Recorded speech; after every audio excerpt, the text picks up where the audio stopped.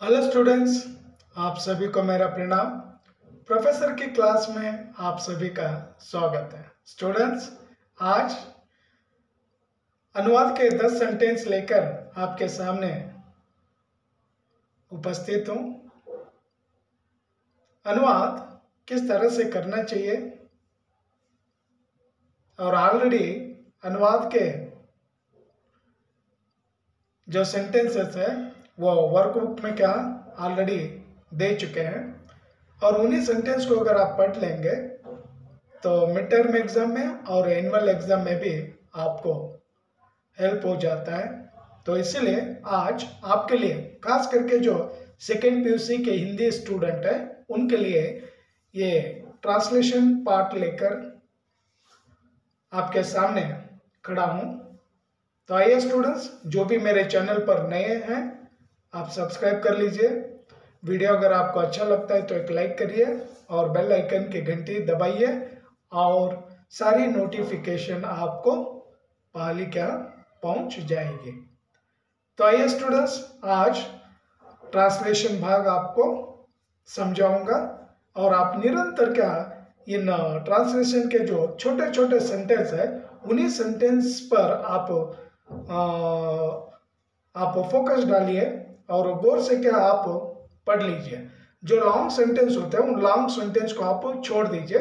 जो छोटे छोटे वाक्य होते हैं उन्हीं वाक्यों पर आप फोकस डालिए और आप छोटे छोटे वाक्यों को अगर पढ़ लेंगे या याद रखेंगे तो एग्जाम में क्या आप आसानी के साथ लिख सकते हैं। ಸ್ಟೂಡೆಂಟ್ಸ್, ಯಾರೆಲ್ಲ ಹೊಸಬರಿದ್ದೀರಾ ನನ್ನ ಚಾನಲಲ್ಲಿ ಸಬ್ಸ್ಕ್ರೈಬ್ ಆಗೋದನ್ನು ಮರಿಬೇಡಿ, ಸಬ್ಸ್ಕ್ರೈಬ್ ಆಗಿ, ವಿಡಿಯೋ ಚೆನ್ನಾಗಿ ಅನಿಸಿದರೆ ಒಂದು ಲೈಕ್ ಕೊಡಿ, ಬೆಲ್ ಐಕನ್ ಏನು ಗಂಟೆ ಇದೆ ಅದು ಒತ್ತಬಿಡಿ, ಎಲ್ಲ ನೋಟಿಫಿಕೇಶನ್ ಫಸ್ಟು ನಿಮಗೆ ತಲುಪುತ್ತೆ। ಸ್ಟೂಡೆಂಟ್ಸ್, ಇವತ್ತು ಟ್ರಾನ್ಸ್ಲೇಷನ್ ಪಾರ್ಟ್ ತಂದಿದ್ದೀನಿ। ಯಾರೆಲ್ಲ second P U C Hindi students ಇದ್ದೀರಾ, ಯಾಕೆಂದರೆ ಇವಾಗ ಮಿಡ್ ಟರ್ಮ್ ಎಕ್ಸಾಮ್ ಬರ್ತಾ ಇದೆ, ಆಮೇಲೆ ಎನ್ಯುವಲ್ ಎಕ್ಸಾಮ್ಗೂ ಕೂಡ ಅನುಕೂಲ ಆಗುತ್ತೆ। ಸೊ ಹಾಗಾಗಿ ಇವತ್ತೊಂದು 10 ಸ್ಮಾಲ್ ಸೆಂಟೆನ್ಸು ನಿಮ್ಮ ಸಲುವಾಗಿ ತಂದಿದ್ದೀನಿ। ಯಾವಾಗಲೂ ಅಷ್ಟೇ ಎಕ್ಸಾಮಲ್ಲಿ ಸ್ಮಾಲ್ ಸೆಂಟೆನ್ಸ್ ಮಾತ್ರ ಕೊಟ್ಟಿರ್ತಾರೆ, ಆ ಸ್ಮಾಲ್ ಸೆಂಟೆನ್ಸ್ ಮೇಲೆ ನೀವು ಫೋಕಸ್ ಮಾಡಿ, ಜಾಸ್ತಿ ಅದ್ರ ಮೇಲೆ ಫೋಕಸ್ ಮಾಡಿ, ಲಾಂಗ್ ಸೆಂಟೆನ್ಸ್ ಓದೋದನ್ನು ಬಿಟ್ಬಿಡಿ। ಸೊ ಹಾಗಾಗಿ ಯಾಕಂದರೆ ಪ್ರಿಂಟ್ ಮಾಡಲಿಕ್ಕೂ ಕೂಡ ಅವ್ರಿಗೆ ಅನುಕೂಲ ಆಗುತ್ತೆ, ಆಮೇಲೆ ವ್ಯಾಲ್ಯೂಯೇಷನ್ ಮಾಡಲಿಕ್ಕೂ ಕೂಡ ಅನುಕೂಲ ಆಗುತ್ತೆ। ಹಾಗಾಗಿ ಮಕ್ಕಳು ಕೂಡ ಅನುಕೂಲ ಆಗಲಿ ಅಂತ ಅವರು ಆ ಇಂಟೆನ್ಷನ್ ಇಟ್ಕೊಂಡು ಸ್ಮಾಲ್ ಸೆಂಟೆನ್ಸ್ ಮಾತ್ರ ಎಕ್ಸಾಮಲ್ಲಿ ಕೊಟ್ಟಿರ್ತಾನೆ। Students, just today I show you 10 translation sentences. So this part is so important because ये दोनों को भी ले भी क्या हेल्पफुल हो जाएगा। This part is so helpful for midterm exam as well as annual exam. So इसीलिए इस पार्ट पर क्या डिस्कशन क्या करेंगे। और अब की बार 3 मार्क्स के लिए क्या ट्रांसलेशन पार्ट है। This year they have given only 3 marks translation. So 3 marks हो या 2 मार्क्स हो, हर एक मार्क्स के लिए भी क्या इम्पोर्टेंस देना पड़ेगा। तो आइए आज 10 सेंटेंस आपको समझाऊंगा। यस स्टूडेंट्स, ಇದು ನೋಡ್ಕೊಳ್ಳಿ, ಇವಾಗ ಟ್ರಾನ್ಸ್ಲೇಷನ್ ಪಾರ್ಟ್ ತೋರಿಸ್ತಾ ಇದ್ದೀನಿ, जस्ट ನೋಡ್ತಾ ಇರಿ।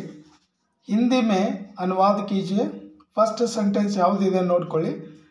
ಎನ್ಯುವಲ್ ಎಕ್ಸಾಮಲ್ಲಾಗಲಿ ಅಥವಾ ಮಿಡ್ ಟರ್ಮ್ ಎಕ್ಸಾಮ್ ಆಗಲಿ ನಮಗೆ ಕೊಡೋದು ಕನ್ನಡದಲ್ಲಿ ಮತ್ತು ಇಂಗ್ಲೀಷಲ್ಲಿ, ಈ ಎರಡರಲ್ಲಿ ನಮಗೆ ಯಾವುದು ಚೆನ್ನಾಗಿ ಬರುತ್ತೆ ಭಾಷೆ ಅದು ಓದ್ಕೊಂಡು ಟ್ರಾನ್ಸ್ಲೇಟ್ ಮಾಡೋದು ಹಿಂದಿ ಲ್ಯಾಂಗ್ವೇಜಲ್ಲಿ।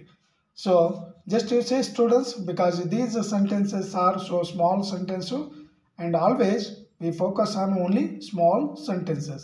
सो आज आपको दिखा रहा हूँ, ये देख लीजिए एक बार।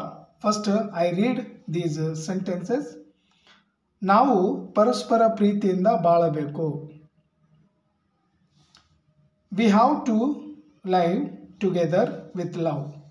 हमें एक दूसरों के साथ प्यार से रहना चाहिए या मोहब्बत से भी क्या रहना चाहिए। ಮಾನವೀಯತೆಗಿಂತ ದೊಡ್ಡ ಧರ್ಮ ಇನ್ನೊಂದಿಲ್ಲ।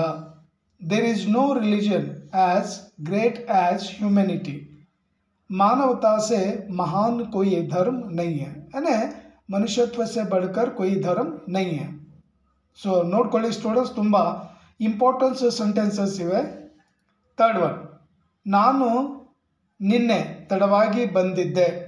I came late yesterday. मैं कल देर से आया था. फोर्थ वन, ನಾವು ಇಡೀ ಜಗತ್ತನ್ನು ಪ್ರೀತಿಸಬೇಕು. We should love the whole world.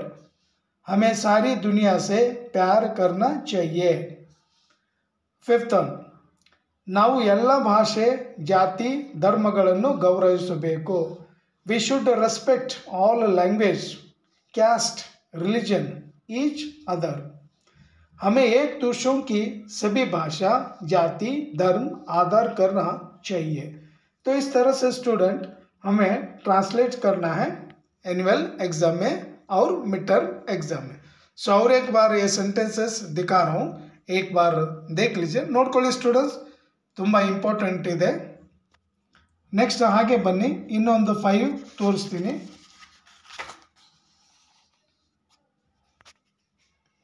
ಇಲ್ಲೊಂದು 5 ಸೆಂಟೆನ್ಸಸ್ ಇದೆ, ಹಿಂದಿ ಮೇ ಅನುವಾದ ಕೀಜಿಯೆ. ಇದು 5 ಮಾರ್ಕ್ಸ್ ಇದೆ ಸ್ಟೂಡೆಂಟ್. ಈ ವರ್ಷ 5 ಮಾರ್ಕ್ಸ್ ಇಲ್ಲ, just you remember students, this year this part for only 3 marks, not 5 marks. ಓಕೆನಾ? ನಾನು ಒಂದು ವಿಡಿಯೋ ಮಾಡಿದ್ದೀನಿ ಬ್ಲೂ ಪ್ರಿಂಟ್ ಮೇಲೆ, ಆಮೇಲೆ ಮಾಡೆಲ್ ಕ್ವಶನ್ ಪೇಪರ್ ಮೇಲೆ. ಆ 2 ವಿಡಿಯೋ ನೀವು ನೋಡಿದ್ರೆ ಗೊತ್ತಾಗುತ್ತೆ. ಇವಾಗ ಯಾರೆಲ್ಲ ಫ್ರೆಷರ್ಸ್ ಇದ್ದೀರಾ ಅವರಿಗೆ 3 ಮಾರ್ಕ್ಸ್ ಮಾತ್ರ ಇರುತ್ತೆ, ನಿಮಗೆ 5 ಮಾರ್ಕ್ಸ್ ಈ ಪಾರ್ಟ್ ಇಲ್ಲ. Just they will give in mid term exam और annual exam just for only 3 marks. They will give only 3 sentences, उतना ही 3 सेंटेंस क्या देंगे, वाक्य देंगे, और उन वाक्यों को हिंदी में क्या ट्रांसलेट करना है. सो यहाँ पर फर्स्ट वन देखिए, we are living in the age of science. ನಾವು ವಿಜ್ಞಾನ ಯುಗದಲ್ಲಿ ವಾಸಿಸುತ್ತಿದ್ದೇವೆ. हम विज्ञान के युग में जी रहे हैं. है के ऊपर बिंदी देना क्योंकि ये हम प्लूरल है. Then second one, wild animals are very dangerous. काಡು प्राणिಗಳು ಬಹಳ ಅಪಾಯಕಾರಿ. जंगली जानवर बहुत खतरनाक होते हैं. डेंजरस मीन्स खतरनाक होना. Then third one, there are many languages in India. ಭಾರತದಲ್ಲಿ ಹಲವಾರು ಭಾಷೆಗಳಿವೆ. भारत में कई भाषाएं हैं. हिंदी में देखिए कितना छोटा सा सेंटेंस है, ಇದು ತುಂಬ ಚಿಕ್ಕ ಸೆಂಟೆನ್ಸ್ ಇದೆ. ಇಂಥ ಸೆಂಟೆನ್ಸ್ಗಳೇ ಮಾತ್ರ ನೀವು ಫೋಕಸ್ ಮಾಡಿ. Youths R valuable asset of the nation. ಯುವ ಜನತೆ ದೇಶದ ಅಮೂಲ್ಯವಾದ ಆಸ್ತಿ. ಯುವ ವರ್ಗ ದೇಶ की ಅಮೂಲ್ಯ ಸಂಪತ್ತಿ है. ನೋಡಿ ಸ್ಟೂಡೆಂಟ್ಸ್ ಯಾವ ಥರ ಬರೀಬೇಕಂತ ತೋರಿಸ್ತಾ ಇದ್ದೀನಿ. Have you ever travelled by train. ನೀವು ಎಂದಾದರೂ ರೈಲಿನಲ್ಲಿ ಪ್ರಯಾಣ ಮಾಡಿದ್ದೀರಾ? क्या आपने कभी रेल से यात्रा की है या रेल की यात्रा की? सो इस तरह से क्या हमें छोटे छोटे सेंटेंस को क्या पढ़ना है. और एक बार स्टूडेंट्स ಇನ್ನೊಂದು ಸಾರಿ ನಾನು ತೋರಿಸ್ತಾ ಇದ್ದೀನಿ, ನೋಡ್ಕೊಳ್ಳಿ. ತುಂಬ ಈಸಿಯಾಗಿರುತ್ತೆ, ಯಾಕಂದರೆ ದಿನ ನೀವು ಸ್ವಲ್ಪ ಓದ್ಕೊಂಡ್ರೆ ನಿಮಗೆ ಆ್ಯನ್ಯುವಲ್ ಎಕ್ಸಾಮ್ಗೆ ಅನುಕೂಲ ಆಗುತ್ತೆ. ಸೊ ಹಾಗಾಗಿ ಈ ಟ್ರಾನ್ಸ್ಲೇಟ್ ಪಾರ್ಟ್ ಕೂಡ ನೀವು ಆವಾಗವಾಗೆ ನೋಡ್ಕೊಂಡು इरी. सो नेक्स्ट यहीं पर ये वीडियो समाप्त करूँगा स्टूडेंट. फिर अगली वीडियो में अगली क्लास में फिर हमारी मुलाकात होगी और एक नए कंटेंट के साथ आपके सामने हाजिर हो जाऊँगा. तब तक के लिए थैंक यू, धन्यवाद. जय हिंद, जय कर्नाटका, वंदे मातरम.